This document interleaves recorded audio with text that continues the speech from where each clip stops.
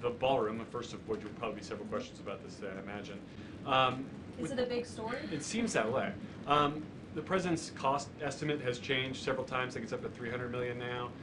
Given the nature of all this, will the White House commit to releasing all of the donors and how much they're spending and how much of his own money the president is putting on the line to this? We have released the full list of donors thus far.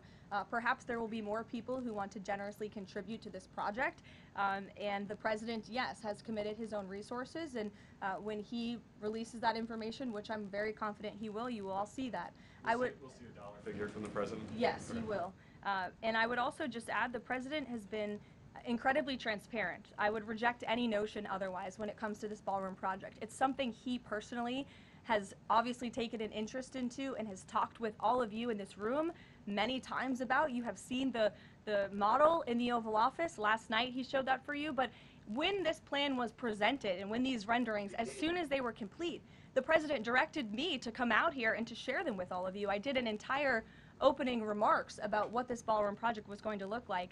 With any construction project, there are changes over time as you assess what the project is going to look like, and we'll continue to keep you apprised of all of those changes, but just trust the process. This is going to be a magnificent addition to the White House for many years to come, and it's not costing the taxpayers anything. The president is privately funding this ballroom addition to the White House grounds. Jennifer. To follow up on that, one thing that's not in the president's model is the East Wing bunker, the President's Emergency Operations Center. Can you say if his update, that $300 million, does that include the cost for upgrading that bunker?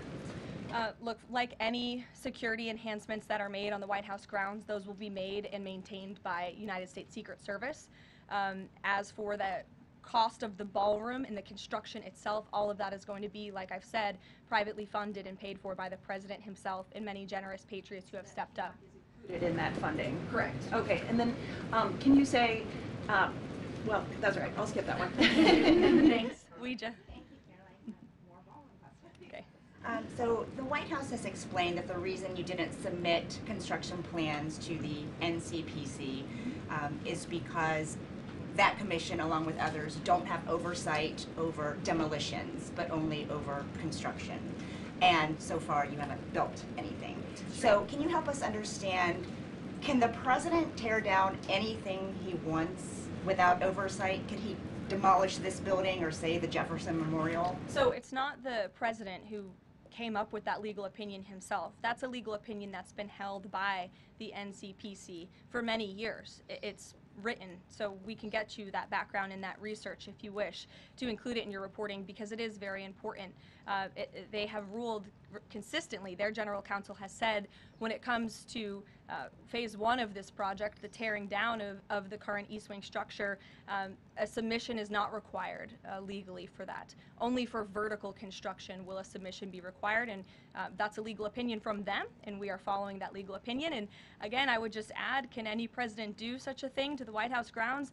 There have been many presidents in the past who have made their mark on this beautiful White House complex. This briefing room, as you all know, was not once a briefing room. It was a swimming pool. There have been presidents who have completely torn down the executive mansion. If you look at what President Truman did, some of the photos of the construction project that took place in those years, I think sitting here today, we're all grateful for those efforts and the modifications that happened at that time.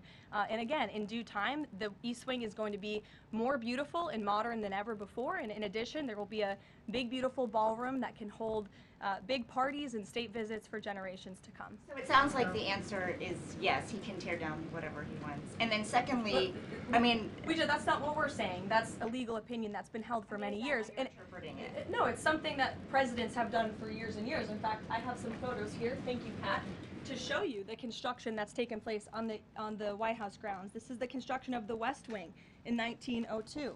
Look at this, the construction of the West Terrace in 1902. These images look quite similar to what you and the American people are seeing today, the construction of the East Terrace as well. Look at the construction of the West Wing expansion in 1934. So look, this is a legal opinion that's been held for many years. Look at, this is 1950. That looks a lot like what you were seeing today. Can he demolish anything he wants? What do you think that oversight? rubble is? How did that rubble get there? Right, so I'm asking, and then back to the donors. Go ahead, Rachel. Many of them are